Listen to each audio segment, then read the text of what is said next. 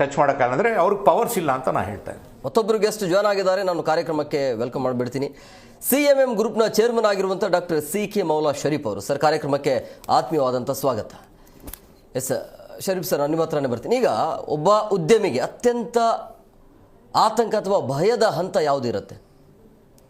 ನೋಡಿ, ನನ್ನ ಆತ್ಮೀಯರಾದಂಥ ಇವರು ಮಾತಾಡುವಾಗ ಹೇಳಿದರು, ಮೇಡಮ್ ಅವರು ಹೇಳಿದರು, ಇನ್ಕಮ್ ಟ್ಯಾಕ್ಸ್ ಅನ್ನೋದು ಇನ್ಕಮ್ ಮಾಡಿದ ಮೇಲೆ ಇನ್ಕಮ್ ಟ್ಯಾಕ್ಸ್ ರೈಡ್ ಆಗುತ್ತೆ.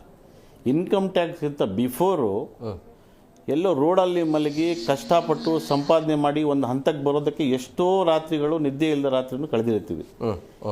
ಇನ್ಕಮ್ ಟ್ಯಾಕ್ಸ್ ಆದ ತಕ್ಷಣ ಯಾಕೆ ಇನ್ಕಮ್ ಟ್ಯಾಕ್ಸ್ ಆಗಿದೆ ಅಂತ ನಾವು ಕೇಳಿದಾಗ ಒಂದ್ಸಲ ನನ್ನ ಹತ್ರನೇ ಆಗಿತ್ತು. ಓಕೆ, ನೇಷನ್ ಡೆವಲಪ್ಮೆಂಟ್ಗೆ ಅಂತಾರೆ, ದೇಶವನ್ನು ಉದ್ಧಾರ ಮಾಡಲಿಕ್ಕೆ, ರೋಡ್ ಹಾಕ್ಸ್ಲಿಕ್ಕೆ, ಅದು ಮಾಡೋದಕ್ಕೆ ಇದು ಮಾಡೋದಕ್ಕೆ ಅಂತ ಹೇಳ್ತಾರೆ. ನೋಡಿ, ಇವರೊಬ್ಬರೇ ಅಲ್ಲ, ಇದಕ್ಕಿಂತ ಮೊದಲು ಕಾಫಿ ನಾಡನ್ನು ಕಟ್ಟಿ ಸಿದ್ಧಾರ್ಥ ಅವರ ಪರಿಸ್ಥಿತಿ ಇದೇ ರೀತಿ ಆಯಿತು. ಈಗ ಇವರ ಪರಿಸ್ಥಿತಿ ಇವತ್ತು ತನ್ನ ಗನ್ನನ್ನು ತಗೊಂಡು ಅವರೇ ಸುಸೈಡ್ ಮಾಡ್ಕೊಂಡಿದ್ದಾರೆ. ಇದೇ ರೀತಿ ನಾಳೆ ಹಿಂಗೆ ಮಾಡ್ಕೊಂಡು ಹೋದರೆ ದೇಶದಲ್ಲಿ ಡೆವಲಪ್ಮೆಂಟ್ ಹೆಂಗಾಗುತ್ತೆ, ಯಾರು ಟ್ಯಾಕ್ಸ್ ಕಟ್ತಾರೆ? ಈಗ ಇನ್ಕಮ್ ಟ್ಯಾಕ್ಸ್ ಬಗ್ಗೆ ಮಾತಾಡಲೇಬಾರ್ದು ಅಂತ ಹೇಳ್ತಾರೆ, ಮೇಡಮ್ ಅವರು ಹೇಳ್ತಾರೆ, ಇವರು ಹೇಳ್ತಾರೆ, ನಾನು ಮಾತಾಡೋದು ಹೇಳಿದ್ರು ಅದ್ರ ಬಗ್ಗೆ ಮಾತಾಡೋಂಗಿಲ್ಲ ಅಂತ. ಮಾತಾಡದೇ ಇದ್ದರೆ ನಮ್ಗೆ ಯಾರು ಕೊಟ್ಟಿರ್ತಾರಲ್ಲ, ನಾವು ಎಲ್ಲೊಂದು ತಂದಿರ್ತೀವಿ, ನಾನೊಬ್ಬ ಬಿಸ್ನೆಸ್ ಮ್ಯಾನು, ಯಾರೋ ತಂದಿರ್ತೀವಿ, ಕೊಟ್ಟಿರ್ತೀವಿ, ತಂದಿರೋದಕ್ಕೆ ಲೆಕ್ಕ ಇರುತ್ತೆ, ಕೊಟ್ಟಿರೋದಕ್ಕೆ ಲೆಕ್ಕ ಇರುತ್ತೆ. ಬಟ್ಟು ಇನ್ಕಮ್ ಟ್ಯಾಕ್ಸ್ ಆಫೀಸ್ಗೆ ನಾವು ಹೋದಾಗ ನಮ್ಗೆ ಯಾರು ಕೊಟ್ಟಿದ್ದಾರೋ ಅದರ ಬಗ್ಗೆ ಲೆಕ್ಕ ತಗೊಳ್ಳಲ್ಲ ಅವರು. ನಮ್ಮ ಹತ್ರ ಏನು ಅಸೆಟ್ ಇರುತ್ತೋ ಅದಕ್ಕೆ ಮಾತ್ರ ಟ್ಯಾಕ್ಸ್ ಡಿಸೈಡ್ ಮಾಡ್ತಾರೆ. ಅದಾದ ತಕ್ಷಣ ಪ್ರಾಪರ್ಟಿ ಎಲ್ಲ 281B ಅಟ್ಯಾಚ್ಮೆಂಟ್ಗೆ ಹಾಕ್ಕೊತಾರೆ. ಪ್ರಾಪರ್ಟಿ ಎಲ್ಲ ಸೇಲ್ ಮಾಡೋಂಗಿಲ್ಲ. ಈಗ ಕೊಟ್ಟಿರೋರು ಬಿಡಲ್ಲ, ನಾವು ಕೊಡಬೇಕಾಗಿರೋರು ಕೇಳಲ್ಲ. ಸೊ ಇಂಥ ಪ್ರಾಬ್ಲಮ್ಗಳು ಬಂದಾಗ ಒಬ್ಬ ಉದ್ಯಮಿ, ಒಬ್ಬ ಸಕ್ಸಸ್ ಬಿಸ್ನೆಸ್ ಮ್ಯಾನು ಸುಸೈಡ್ ಮಾಡ್ಕೊತಾನೆ, ಅದರಲ್ಲಿ ಎರಡು ಮಾತಿಲ್ಲ. ಈಗ ಕಷ್ಟದಲ್ಲಿದ್ದಾಗ ಈ ಇನ್ಕಮ್ ಟ್ಯಾಕ್ಸ್ ಅವರಾಗಲಿ, ನಾನು ಡೈರೆಕ್ಟಾಗಿ ಹೇಳ್ತೀನಿ ನಿಮ್ಮ ಚಾನಲ್ ಮುಖಾಂತರ, ಕಷ್ಟದಲ್ಲಿದ್ದಾಗ ಯಾರು ಬಂದುಬಿಟ್ಟು ನಿಮ್ಗೆ ಡೆವಲಪ್ಮೆಂಟ್ ಆಗಿ ಅಂತ 100 ರೂಪಾಯಿ ಯಾರು ಕೊಡೋರು ಇರಲ್ಲ. ಓಕೆ, ನಾವು ಸಂಪಾದನೆ ಮಾಡಿದ್ಮೇಲೆ ನೇಷನ್ ಡೆವಲಪ್ಮೆಂಟ್ಗೂ ಕೊಡಬೇಕು, ಸ್ಟೇಟ್ ಡೆವಲಪ್ಮೆಂಟ್ಗೂ ಕೊಡಬೇಕು. 33% ಟ್ಯಾಕ್ಸ್ ಇದೆ. ಬೆಳಗ್ಗೆ ಎದ್ದ ತಕ್ಷಣ ಬ್ರಷ್ ಮಾಡಬೇಕು ಅಂದರೆ ಅದಕ್ಕೂ ಟ್ಯಾಕ್ಸ್ ಇದೆ.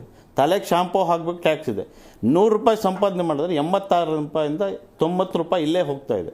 ಈಗ ದುಬೈ ಚಿಕ್ಕ ದೇಶ, 5% ಟ್ಯಾಕ್ಸ್ ಕಟ್ಕೊಂಡು ಬಿಸ್ನೆಸ್ ಮಾಡ್ಕೊಳ್ಳಿ ಅಂತಾರೆ. ಇಲ್ಲಿ 90 ರೂಪೀಸ್ ಕಟ್ಟಿದ್ರು ಇನ್ಕಮ್ ಟ್ಯಾಕ್ಸ್ ಬೆಳಗ್ಗೆ 5 ಗಂಟೆಗೆ ಬಂದುಬಿಟ್ಟು ದಬಾಕ್ತಾರೆ, ಡೋರ್ ಹೊಡಿತಾರೆ, ಇನ್ಕಮ್ ಟ್ಯಾಕ್ಸ್ ಕಟ್ಟಿ ಅಂತಾರೆ, ಇರೋದೆಲ್ಲ ಚೆಕ್ ಮಾಡ್ತಾರೆ, ಇರೋ ಪ್ರಾಪರ್ಟಿ ಡಾಕ್ಯುಮೆಂಟ್ ಎಲ್ಲ ತಗೊಂಡು ಹೋಗ್ತಾರೆ. ಸೊ ಈ ನೋವು ಯಾರಿಗಾಗಿರುತ್ತೋ ಅವ್ರಿಗೆ ಮಾತ್ರ ಗೊತ್ತಿರುತ್ತೆ. ಇಲ್ಲಿ ಕೂತು AC ಮಾತಾಡೋದು ಬಹಳ ಈಸಿ, ಆಚೆ ಹೋಗ್ಬಿಟ್ಟು ಡೆವಲಪ್ಮೆಂಟ್ ಆಗ್ಬೇಕಂದ್ರೆ ಬಹಳ ಕಷ್ಟ ಇದೆ. ಈಗ CJ ರಾಯ್ ಅವರು ಇವತ್ತು ಸತ್ತಿದಾರಲ್ಲ, ಸುಮಾರು ಜನ ಇದೇ ರೀತಿ ಸಾಯೋರು ಬಹಳ ಜನ ಇದ್ದಾರೆ. ಬಟ್ ವೆಯ್ಟ್ ಮಾಡ್ತಾ ಇದ್ದಾರೆ ಅಷ್ಟೇ ಅಂತ ನನ್ನ ಅನಿಸಿಕೆ ಸರ್.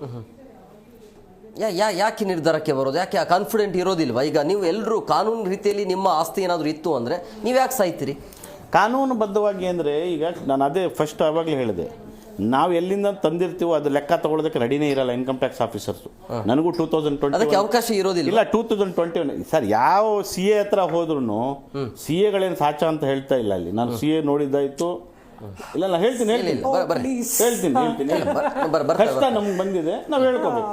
ಓಕೆ, ಅವರು ಕೆಟ್ಟವ್ರು ಅಂತ ಹೇಳ್ತಾ ಇಲ್ಲ. ಸೊ ಬಿಸ್ನೆಸ್ ಮ್ಯಾನ್ ಸಕ್ಸಸ್ ಅಂದ್ರೆ ಈಸಿ ಆಗಿರಲ್ಲ, ಭಾಳ ಕಷ್ಟಪಟ್ಟು ಬಿಸ್ನೆಸ್ ಮಾಡಿರ್ತೀವಿ ಸರ್.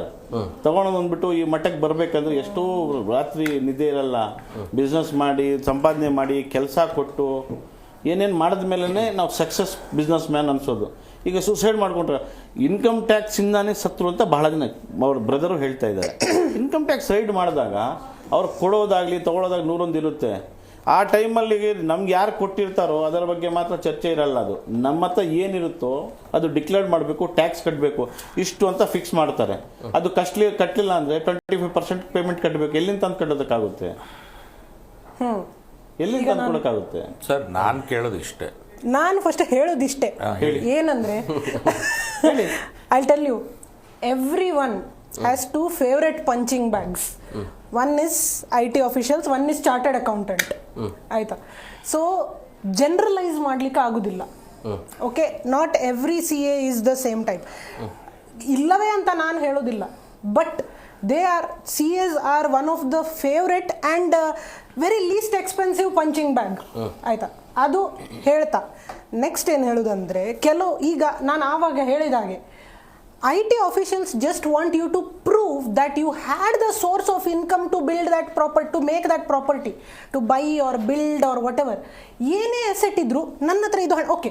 ಈಗ ನಿಮ್ಮ ಹತ್ರ ಇನ್ಹೆರಿಟೆಡ್ ಇದ್ರೆ, ಸ್ವಲ್ಪ ಗೋಲ್ಡ್ ಸಿಲ್ವರ್ ಎಲ್ಲ ಪಿಜ್ಜಿ ಅಜ್ಜಿಯಿಂದ ಬರುತ್ತೆ, ಇನ್ಹೆರಿಟೆಡ್ ಇದ್ರೆ ಈಗ you can do a documentation, you can attest it and you can say that ನನ್ನ ಅಜ್ಜಿಯಿಂದವ ಪಿಜ್ಜಿಯಿಂದವ ನನಗೆ ಇದೆಲ್ಲ ಬಂದಿದೆ. Have documentation for everything. We are at the lowest tax regime right now. Okay, and see, ನಾನು ಇನ್ನೊಂದು ಹೇಳ್ತೇನೆ, ವಿ ಆಲ್ ಹ್ಯಾವ್ ಹರ್ಡ್ ಯಾರಿದೋ ಲಾಕರಲ್ಲಿ ನಾರ್ತ್ ಇದು ಎಲ್ಲ ಮಾತಾಡೋದು, ಎಷ್ಟೋ ಚಿನ್ನ ಇತ್ತು, ಎಷ್ಟೋ ದುಡ್ಡಿತ್ತು, ಎಷ್ಟೋ ಇದಿತ್ತು ಅದಿತ್ತು. Why can't you just declare it, pay that tax and allow that money to circulate? Invest in startups. ನಿಮ್ದು ನೀವು 30% ಟ್ಯಾಕ್ಸ್ ಕಟ್ಟಿದ್ದು ನಿಮ್ಗೆ 30 ಟೈಮ್ಸ್ ವಾಪಸ್ ಬರ್ತದೆ ಅಂತ ನಾನು ಹೇಳ್ತೇನೆ. ಯಾರಿಗಾದ್ರೂ ಇನ್ಕಮ್ ಯಾರಿಗಿಂದಾರು ಬರಲಿ, ಅಸೆಟ್ಟಾರು ಬರಲಿ, ದುಡ್ಡಾರು ಬರಲಿ, ಯಾವುದೇ ಮೂಲಕ ಬರಲಿ, ಬಂದ ತಕ್ಷಣ ಅದು ಟ್ಯಾಕ್ಸ್ ಕಟ್ಟಕ್ಕೆ ಏನು ಪ್ರಾಬ್ಲಮ್ ಅಂತ ನಾನು ಕೇಳೋದು.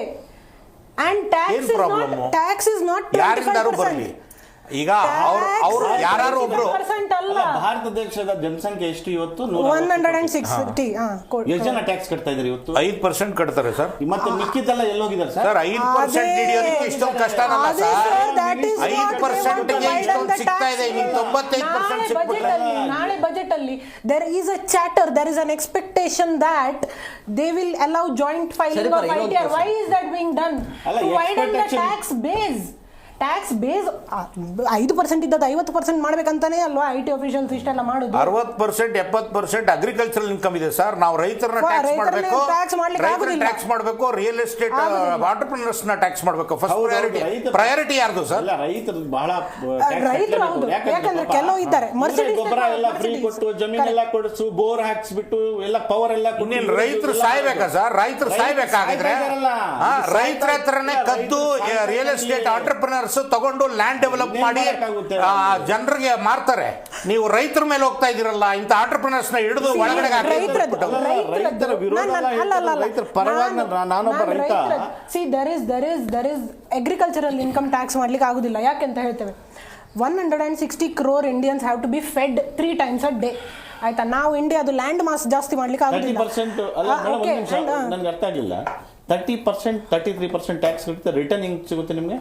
ಯಾವ್ದ್ರಲ್ಲಿ ಸಿಗ್ತಾ ಇದೆ ನಿಮ್ಗೆ? ನಿಮ್ದು ಬಾಕಿದ್ದು ಹಣ 30%. ನೀವು 100 rupees ಅಲ್ಲಿ 30 rupees ನೀವು ಟ್ಯಾಕ್ಸ್ ಕಟ್ಟಿದ್ರೆ ಸರ್, ನೀವು 100 ಮೇಲೆ ಅಲ್ಲ ಸರ್, ಅದು ಸಹ ಕಾರ್ಪೊರೇಟ್ ಅಲ್ಲಿ ನೀವು 100 ಅಲ್ಲಿ ನಿಮ್ದು 70 rupees ಎಕ್ಸ್ಪೆನ್ಸ್ ಮೈನಸ್ ಮಾಡಿ ಪ್ರಾಫಿಟ್ ಮೇಲೆ ಸರ್, ಪ್ರಾಫಿಟ್ ಮೇಲೆ ನಾನು ಹೇಳ್ತೇನೆ ಇದು ಇನ್ಕಮ್ ಮೇಲೆ you listen 100 rupees ಮೇಲೆ you listen you ask me a question you listen no why doesn't he listen? 100 rupees ನೀವು ಕಮಾಯಿ ಮಾಡಿದೀರಾ, ಅದು 100 rupees ಕಮಾಯಿ ಮಾಡ್ಲಿಕ್ಕೆ ನೀವು 75 rupees ಎಕ್ಸ್ಪೆನ್ಸಸ್ ತಗೊಂಡಿದ್ದೀರಾ. 30 ರೂಪಾಯಿ ಮೇಲೆ 30% ಟ್ಯಾಕ್ಸ್ ಅಂದ್ರೆ ನೀವು ಅರೌಂಡ್ 9 rupees ಕಟ್ತಾ ಇದ್ದೀರಾ ಟ್ಯಾಕ್ಸ್. ಅದು ನೀವು 9 rupees ಕಟ್ಟಿದ ಮೇಲೆ ನಿಮ್ದು ಬಾಕಿದು 21 rupees is clean tax money, okay, which you have